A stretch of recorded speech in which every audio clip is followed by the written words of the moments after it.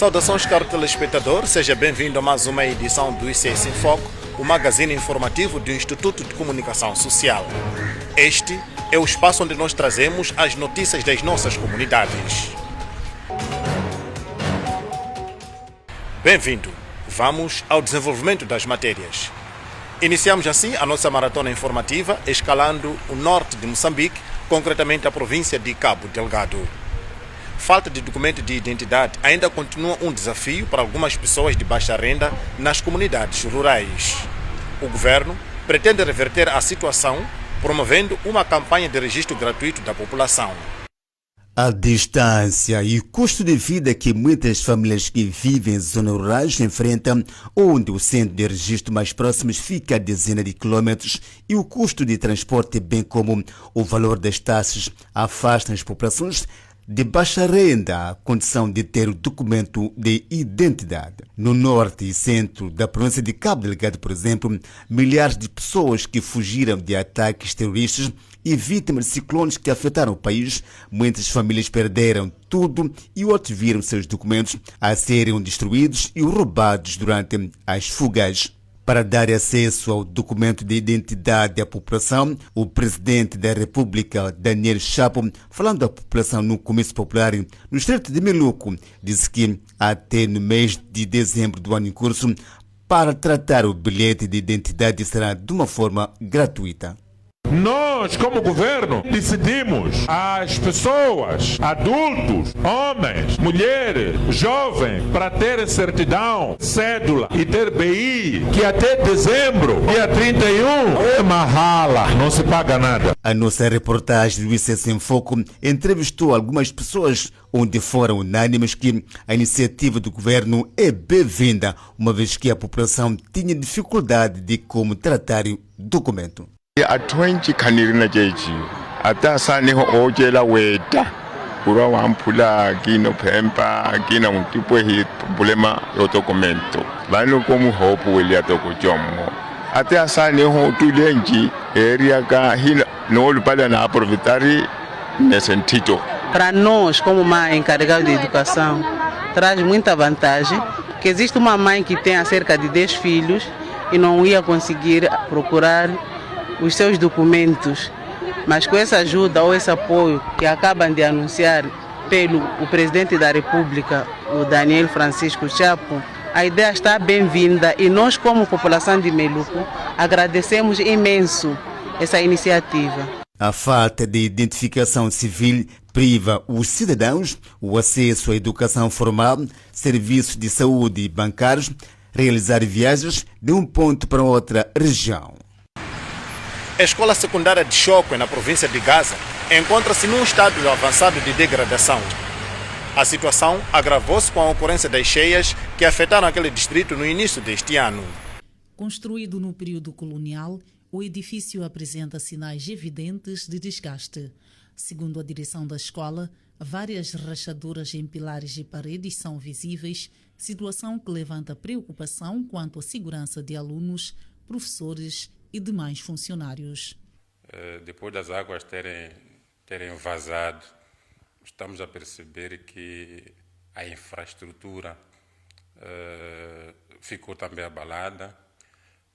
Não só por causa da cheia de 2026, esta escola enfrentou as cheias de 77, enfrentou as cheias de 2000, 2013 e agora estamos a falar de cheia de 2026. Então, é uma infraestrutura do período colonial, da década de 1960. Então, de lá para cá, então, com estas cheias de inundações que a escola foi sofrendo, a infraestrutura está de fato a mostrar sinais de que precisa de alguma intervenção. Além de problemas estruturais, o sistema de esgoto encontra-se danificado, criando constrangimentos de saneamento. Bom, os principais desafios são as grandes fissuras que a infraestrutura está a apresentar, o sistema de esgotos, as fossas e esta questão que me referi das carteiras, porque as crianças chegam a sentar até 3, 4 numa carteira dupla. E nos dias de avaliações é um grande desafio para conseguirmos organizar as crianças por forma que, de fato, possam fazer provas não coletivas. Perante o cenário, a direção da escola apela à intervenção urgente das entidades competentes para evitar o agravamento dos danos e garantir a continuidade das atividades letivas em condições seguras. O grande grito que eu queria colocar a toda a comunidade nacional, sobretudo, é de que a escola precisa de ser intervencionada, porque já está mostrando mesmo sinais de algum perigo, porque alguns pilares mostram rachas com tendência mesmo de ceder, de separar-se. Então, se não houver uma intervenção urgente, estamos numa situação de um perigo iminente. A escola conta com 3.394 alunos assistidos por 81 professores. Setor da educação no distrito de Mutarara, na província de Tete, diz que continua a implementar diversas ações com vista a garantir a retenção da rapariga no ensino. Das várias medidas implementadas constam a atribuição de bolsas de estudo às meninas em idade escolar, para além de palestras permanentes que estão a ser levadas a cabo pelo setor de educação no distrito de Mutarara, em Tete. A informação foi partilhada pelo chefe da repartição de educação geral, que falava em representação do diretor do Serviço Distrital de Educação, Juventude e Tecnologia de Mutarara, Paulo Madica. Temos um exemplo concreto até de uma das escolas aqui da vila mesmo, que me parece vai igualar, a tendência de igualar até o número de rapazes e raparigas numa turma. Isso já nos mostra o diferente do que anteriormente nós víamos. A reportagem do ICS em Foco soube que a Escola Secundária Josina Machela em Nhangoma continua a desenhar ações com vista a garantir a retenção da rapariga ao ensino. Criamos um núcleo de saúde escolar, gênero saúde escolar, onde tem sido desenvolvido palestras sensibilizando a rapariga sobre matéria de casamento prematuro e evitar gravidezes precoces. Os membros do Conselho de Escola trabalham junto aos pais encarregados de educação para sensibilizar a rapariga a não abandonar o ensino.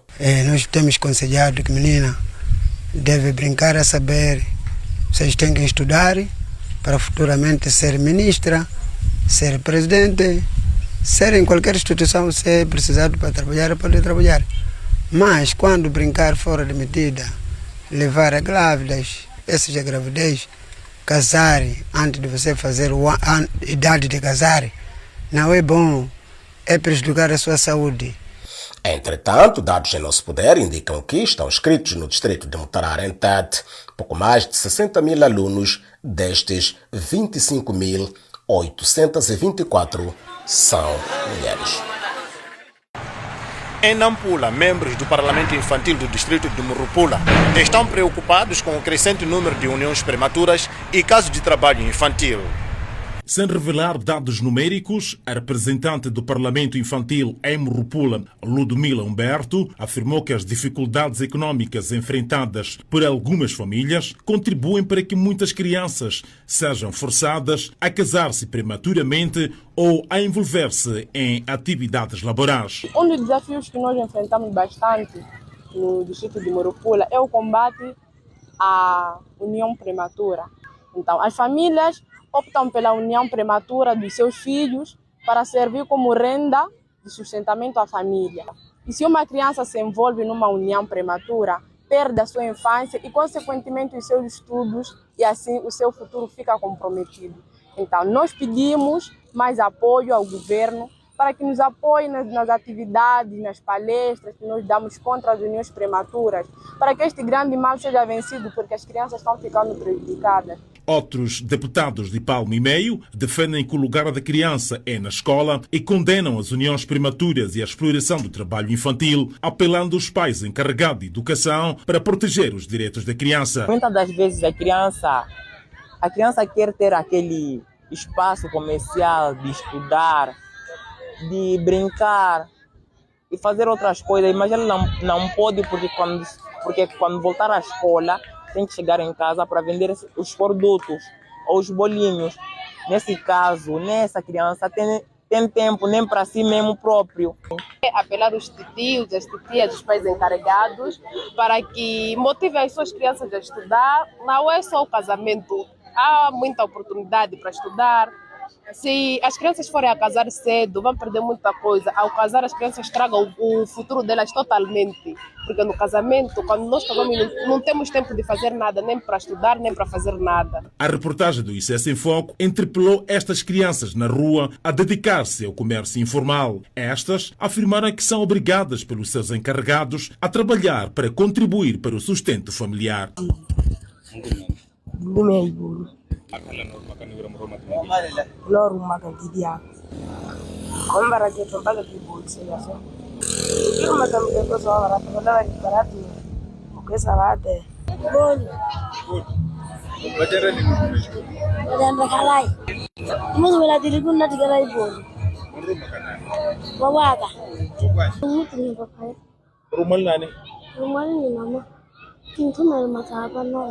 Importa referir que o artigo 121 da Constituição da República de Moçambique e Lei número 7/2008, Lei de Promoção e Proteção dos Direitos da Criança, dão direito à educação, ao lazer, a proteger os petizes contra todas as formas de exploração.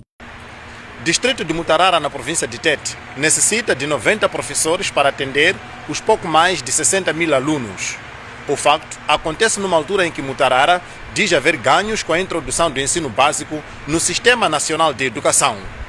A reportagem a seguir é de Jonas Dzinga.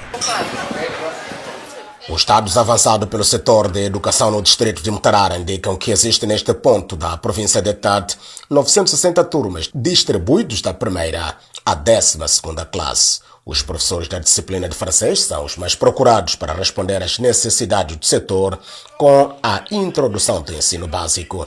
A informação foi avançada pelo chefe da repartição de Educação Geral no Serviço Distrital de Educação, Juventude e Tecnologia de Mutarara. A suficiência que nós temos aqui é enorme.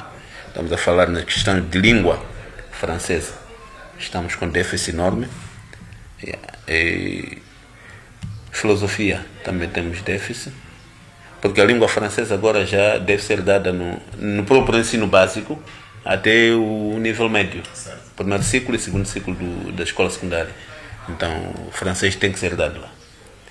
E falando disto, o francês é um caos para nós. É uma pedra no sapato. Para além de outras disciplinas, num total nós estamos com 90 professores como na cidade real. A escola secundária Josina Machel, no posto administrativo de Inhangoma, também registra déficit de professores, segundo avança o diretor daquele estabelecimento de ensino. O primeiro desafio, ligando ao primeiro tema, é que também precisamos de ter mais número de professoras para motivar a rapariga a saber que, na verdade, a rapariga tem espaço na comunidade, por meio desse país. Então, o nosso desafio é pedir cada vez maior número de professoras. Porém, temos ainda déficit, sim. Em língua portuguesa precisamos de mais um professor. Temos 6, devemos ter 7. Também temos desafio em filosofia e matemática e língua inglesa. São disciplinas que estamos a trabalhar com um elevado número de horas extras para este ano letivo. O normal seríamos ter cerca de 44 professores ao todo. Enquanto isso, na província de Manica, 25 raparigas já contam com meios para desenvolver pequenos negócios que poderão concorrer para a geração de rendimentos e autoemprego para jovens. Os meios foram entregues pelo governo através do Instituto Nacional de Emprego em Manica, uma iniciativa que visa promover a inclusão econômica, o empreendedorismo juvenil e a criação de oportunidades de geração de renda para a juventude. A ação enquadra-se no programa Geração de Emprego, através das TICs, implementado pelo INEP em parceria com a CESP, contando com o apoio financeiro do governo da Itália. Os kits de autoemprego representam não apenas uma alternativa econômica, mas também uma oportunidade de transformação social, dignidade e esperança. Este kit simboliza a confiança que temos nas vossas capacidades, no vosso talento e na vossa determinação. Que esta oportunidade sirva de base para o crescimento dos vossos negócios e para a transformação das vossas vidas. Estamos convictos de que o reforço das competências digitais e do autoemprego pode gerar um impacto positivo e duradouro, criando novas oportunidades econômicas e promovendo um crescimento mais inclusivo. E nós temos muitos beneficiários de kits jovens, tanto raparigas como rapazes, que primeiro passam por um processo de formação no centro de formação do IFPELAC, e depois disso eles passam por um processo de orientação tanto vocacional como profissional com o INEP, para depois serem atribuídos os kits que hoje tiveram a oportunidade de testemunhar. As beneficiárias reconhecem o contributo do governo no âmbito do combate ao desemprego. Daí, consideram que os kits recebidos constituem uma oportunidade para melhorar as suas condições de vida e contribuir para o sustento das suas famílias. Nós estamos capacitadas para a reparação, instalação e tudo que tem a ver com computadores. Eu vou prestar serviços de consultoria, reparação, limpeza e manutenção de computadores básico e instalação de softwares e antivírus. Entre os materiais distribuídos constam resmas de papel, mochilas, impressoras, pincéis, material de escritório e outros equipamentos destinados a apoiar o desenvolvimento de atividades ligadas às tecnologias de informação e comunicação e ao empreendedorismo juvenil. No Niassa, 300 mulheres dos distritos de Maua, Nipepe e Metarica já têm título de direito de uso e aproveitamento de terra do ATE. A iniciativa é do Fórum das Organizações Femininas de Niassa, FOFEN, e visa garantir maior segurança na posse da terra por aquela camada social. Este é um dos momentos que marca a entrega de 300 títulos de uso e aproveitamento de terra, o que confere o direito legal de um cidadão usar um terreno a médio e longo prazo. Trata-se de mulheres dos distritos de Maua, Nipepe e Metarica, que com estas sentem-se seguras com as suas terras e de qualquer situação de invasão.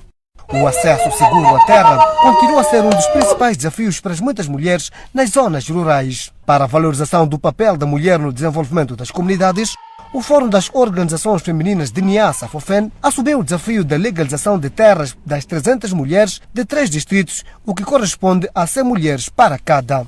A iniciativa enquadra-se no programa Alcance implementado pelo FOFEN através do IEFET com financiamento da Embaixada da Suécia. É um culminar de um processo que almejávamos bastante. O FOFEN é parte de uma componente dentro do programa Alcance que tem a ver com habitação, e uma das questões é garantir terra segura para as mulheres e salvaguardar este direito de uso e aproveitamento de terra especificamente para habitação. As beneficiárias enaltecem a iniciativa de legalização das suas terras. Eu me sinto muito feliz por receber o nosso doate hoje, com o parceiro ao IEFET nos ajudar, nos dar o nosso doate para nós protegermos a nossa terra. Nós estamos fortes, estamos livres com a nossa terra, mesmo nós morrermos, os nossos filhos vão ficar também a cuidar daquelas nossas terras, a viver muito livres com as nossas terras. E eu vou ter força para concluir a minha casa. Estive parado mesmo. Nem estivemos pensarmos de que o nosso distrito de Maua, nós que somos mulheres, íamos nos apoiar a FOFEN, o IRFAT, Alcance, por ter esse documento aqui.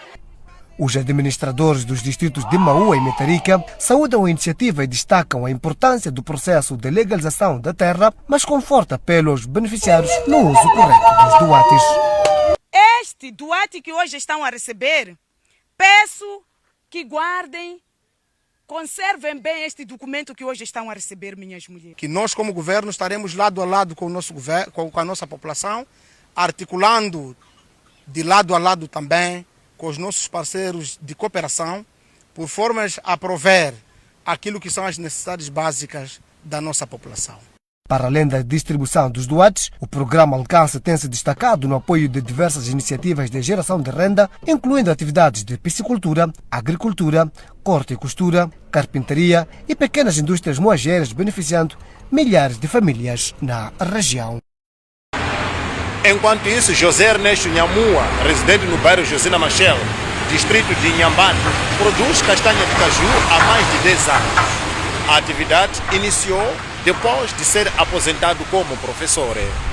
Trata-se de José Ernesto Nhamua, residente no bairro Josina Machel, no distrito de Inhambane, que aposta na produção da castanha de caju numa área de 10 hectares há mais de 10 anos, depois de beneficiar da sua reforma como professor. Esta cultura. E tenho já cajueiros um pouco grandes. Tenho 2 campos. Um campo com 2 hectares, o outro também com 2. O primeiro campo tem 250 plantas lançadas e o outro também tem 250. No bairro Josina Machel temos problema de caju, problema de castanha. A castanha que nós consumimos aqui é de Omuine, Nharime. José Nhamua disse esperar colher na campanha em curso 3 toneladas de castanha de caju e garante colocar toda a sua produção no mercado local. Nós estamos na zona turística. A castanha aqui é bastante procurada aqui. O remanescente, vou falar com o meu técnico para me arranjar o mercado. O provedor me dá os medicamentos. Então, pessoalmente faço. Clinton Agostinho, técnico ramal de caju, disse que o distrito de Inhambane conta com 6 provedores que garantem o tratamento dos cajueiros, distribuídos em 4 zonas potenciais. Temos 8 produtores de caju. 99% da componente de caju. Eles fazem plantios, fazem tratamento químico e também fazem sensibilizações nos bairros para que as pessoas aderem a esta atividade de cultivo do caju. Na campanha passada conseguimos colher 7,8 toneladas de castanha bruta. Uma das dificuldades é saber fazer chegar a informação ao produtor, acatar e entrar dentro do manejo integrado do caju. As autoridades no distrito de Inhambane assumem estar a trabalhar para garantir a massificação da produção da castanha de caju. Setor de saúde na Zambésia alerta para a iminência de riscos de saúde pública devido ao consumo inadequado de alimentos terapêuticos prontos para o uso, sobretudo por pessoas sadias, em detrimento de crianças em tratamento contra a desnutrição. A reportagem é de Lopes Obadias.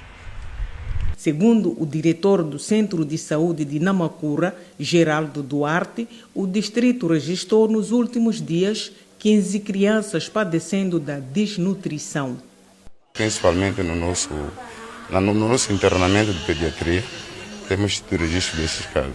No último trimestre tivemos 15 casos. Esses casos, o mais comum é a localidade de Forquia. Já no distrito de Mopeia, o médico generalista Gervásio Escola indicou que situação similar resultou em práticas criminais. Tivemos uma situação, portanto, no ano antepassado, se a memória não falha, no Centro de Saúde de Ximara, onde arrombaram, portanto, a farmácia e uma das intenções foi exatamente tentar tirar o PAPNAI. Em colaboração com a Polícia da República de Moçambique, neutralizaram o indivíduo num dos bairros que fazia a venda deste produto. E este investigado acabou dizendo que trazia o produto a partir do distrito vizinho de Luab. O setor de saúde promoveu, há dias, no povoado de Massangano, em Climane, uma ação de sensibilização contra a indigestão excessiva de alimentos terapêuticos prontos para o uso, o vulgo papanate. Papanate não é para qualquer pessoa. Não é para pessoa grande que não tem problema de desnutrição. Não é para criança que não tem problema de desnutrição. Mas é para aquela criança que quando foi ao hospital, o enfermeiro disse, mano do Cali direto, temos que levar para lá para receber Papa Night. Estamos juntos.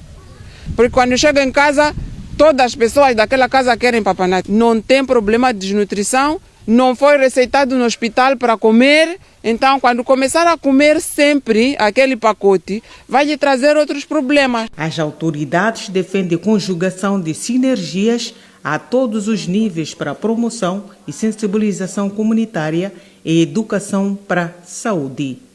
Da Zambésia, escalamos a província de Manica. No âmbito da valorização dos feitos dos combatentes da luta armada de libertação nacional, autoridades governamentais em Manica promovem visitas domiciliárias e apoio social aos veteranos e seus dependentes.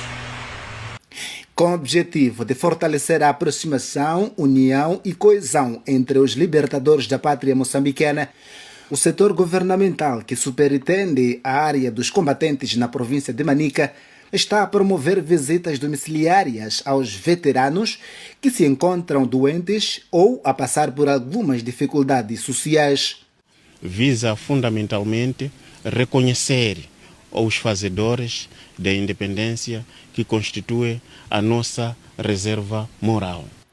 Para além de fortalecer a aproximação e união, as visitas visam igualmente reconhecer os esforços empreendidos pelos combatentes na luta para o bem-estar dos moçambicanos, bem como partilhar mensagens de conforto aos enfermos. O governo, como devem saber, no passado dia 25 de junho, houve a cerimônia de condecoração.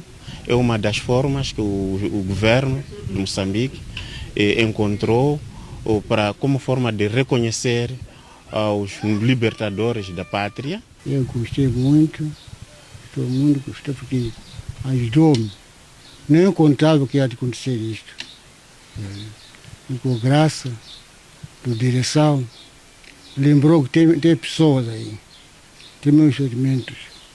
Eu pensava, como estou assim doente, já esqueceram.